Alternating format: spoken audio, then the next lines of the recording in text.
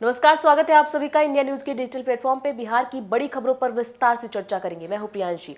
बिहार को इस बजट में उम्मीद से ज्यादा। वित्त मंत्री निर्मला सीतारमण ने कहा कि औद्योगिक क्षेत्र के विकास के लिए अमृतसर कोलकाता इंडस्ट्रियल कॉरिडोर बनाया जाएगा। इसी के तहत गया में औद्योगिक केंद्र बनाया जा रहा है। इस गलियारे से पूर्वोत्तर क्षेत्र के औद्योगिक विकास को बल मिलेगा। गया का यह केंद्र प्राचीन संस्कृति केंद्रों को आधुनिक अर्थव्यवस्था के साथ कनेक्ट करेगा। ये भविष्य के केंद्रों के रूप में विकसित करने के लिए एक अच्छा मॉडल भी बनेगा। यह कॉरिडोर औद्योगिक विकास को कार्यान्वित करेगा। यह मॉडल बहुत ही अच्छा होगा। इस मॉडल में विकास और विरासत दोनों की झलक देखी जाएगी। इतना ही नहीं, बिहार की रोड संपर्क परियोजनाओं के लिए 26,000 करोड़ रुपए देने का ऐलान भी किया गया है। निर्मला सीतारमण ने बिहार को पटना पूर्णिया एक्सप्रेसवे, बक्सर भागलपुर एक्सप्रेसवे, बोध गया राजगीर वैशाली और दरभंगा स्पर्श और चौथे 2 लेन ब्रिज का तोहफा भी दिया है।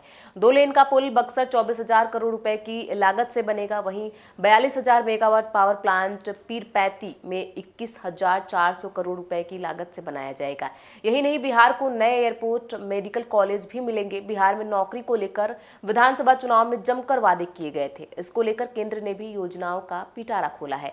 ऐसे तो ये पूरा योजना जो है पूरे देश के लिए है, लेकिन बिहार के लोगों के लिए काफी फायदेमंद साबित हो सकता है। इसी कड़ी में वित्त मंत्री ने पीएम पैकेज के तहत रोजगार से जुड़े स्किल स्कीम की घोषणा की। ये योजनाएं ईपीएफओ में नामांकन पर आधारित होंगी, जिसमें पहली बार काम करने वालों को पहचानने पर ध्यान दिया जाएगा। पहली बार काम करने वालों को सभी औपचारिक क्षेत्रों में कार्यबल में प्रवेश करने पर 1 महीने का वेतन मिलेगा। 1 महीने के वेतन डीबीटी के जरिए 3 किस्तों में 15,000 रुपए तक प्रदान किया जाएगा। इस लाभ के लिए पात्रता सीमा 1 लाख रुपए प्रति माह वेतन होगी और इससे 2.1 लाख युवाओं को लाभ होने की उम्मीद है। अब रुक करते अगली खबर का। नीतीश जी फेल हो गए, क्या लेबर सप्लाई स्टेट ही रहेगा बिहार? स्पेशल स्टेटस नहीं मिलने पर बोले मनोज झा, बिहार को विशेष राज्य का दर्जा फिलहाल मिलता नहीं दिख रहा है, जिस पर बिहार में सियासत तेज हो गई है। लालू यादव की पार्टी आरजेडी नीतीश सरकार समेत बीजेपी पर हमलावर है। आरजेडी के राज्यसभा सांसद और राष्ट्रीय प्रवक्ता मनोज झा ने कहा कि ये बिहार के लोगों के साथ बेईमानी है। वोट चाहिए झोली भर भर कर, क्या बिहार वोटिंग स्टेट बनकर रहेगा? सीएम नीतीश पर भी मनोज झा ने निशाना साधा। आरजेडी प्रवक्ता मनोज झा ने कहा कि ये बेईमानी बिहार के साथ क्यों हो रहा है? राजद के साथ नहीं, महागठबंधन के साथ नहीं, बल्कि बिहार के लोगों के साथ बेईमानी है। झारखंड जब बिहार से अलग हुआ था तो हमारे हिस्से सिर्फ धूप, धूल और वर्षा आई। पूर्व सीएम राबड़ी देवी ने तत्कालीन पीएम अटल बिहारी वाजपेयी से विशेष राज्य का दर्जा के लिए मांग किया था। तब ये मांग लालू यादव और तेजस्वी यादव बढ़ा रहे हैं। अभी डबल इंजन की सरकार है। मनोज झा ने कहा कि मुझे लगा अभी 2AB की सरकार है, मतलब आंध्र, बी मतलब बिहार, फिर भी आप हासिल कर पाएंगे।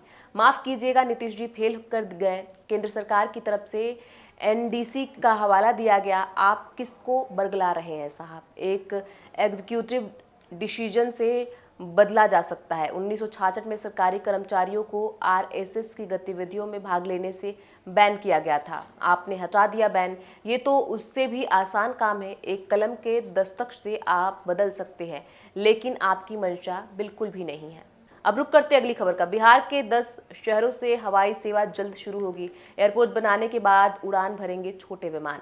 बिहार के 10 और शहरों में जल्द ही हवाई सेवा शुरू होने वाली है। छोटे विमानों के लिए उड़ान 5.2 योजना के तहत राज्य के 10 छोटे शहरों को विमान सेवा मार्ग से जोड़ने के लिए बोलियां प्राप्त हो गई हैं। इनमें वीरपुर, सहरसा, भागलपुर, मुंगेर, मुजफ्फरपुर, वाल्मीकि नगर, मोतिहारी, रक्सौल, मधुबनी और छपरा को भी शामिल किया गया है। अब इन शहरों में एयरपोर्ट के विकास पर काम होगा और उसके बाद हवाई सेवा की शुरुआत की जाएगी।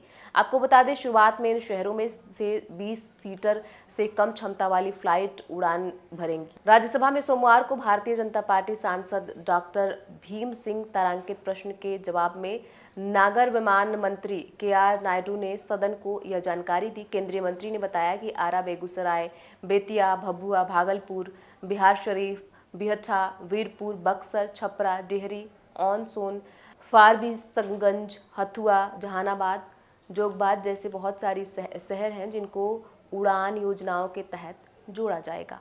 अब रुक करते अगली खबर का। मेडिकल छात्रों समेत आरोपियों की सीबीआई को मिली रिमांड।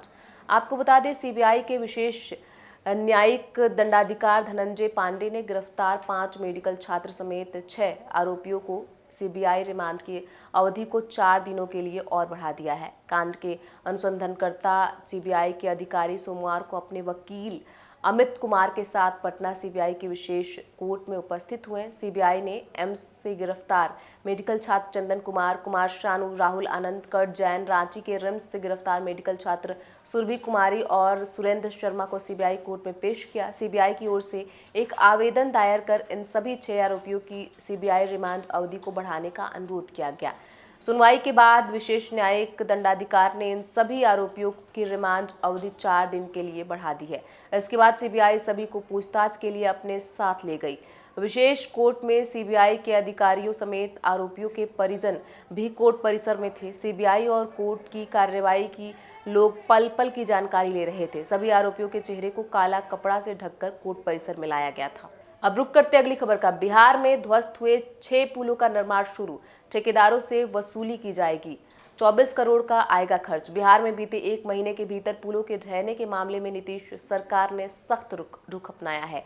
बीते 3 से 4 जुलाई को सिवान और सारण में गंडकी और छाड़ी नदी पर बने 6 पुलिया ढह गए थे, जिनका निर्माण कार्य शुरू हो गया है और पुलों के निर्माण में आने वाली लागत संबंधित ठेकेदारों से वसूली भी की जाएगी।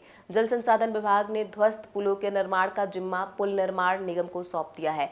इन पुलों पर 23.93 करोड़ रुपए की खर्च होंगे।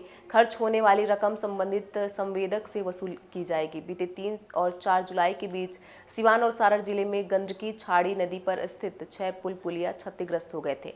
इन 6 पुलों के निर्माण में खर्च होने वाली राशि गंडक छाड़ी गंडक गाही गंगा नदी जोड़ योजना के संवेदक को देना होगा। साथ ही संवेदक को उक्त नदी जोड़ योजना से संबंधित कोई भी भुगतान अगले आदेश तक रोक दिया गया है। यही नहीं, उसे अगली निविदाओं में भाग लेने से वंचित कर दिया गया है। इससे पहले बिहार में लगातार हो रहे पुल हादसों के बीच नीतीश सरकार ने बड़े एक्शन लिया था। राज्य के जल संसाधन विभाग ने 11 इंजीनियरों को सस्पेंड कर दिया है। राज्य में कुछ ही घंटों के भीतर 6 पुल गिरने के मामले में ये कार्रवाई हुई थी। राज्य में बारिश और बाढ़ की वजह से पिछले 25 दिनों के भीतर 10 से ज्यादा पुल ध्वस्त हो गए थे। इनमें से सिवान और सारण जिले में 6 पुल कुछ घंटों के भीतर ही गिर गए थे। ये पुल गंगा और गंडक नदी जोड़ो परियोजना के तहत छाड़ी नदी पर बनाए गए थे।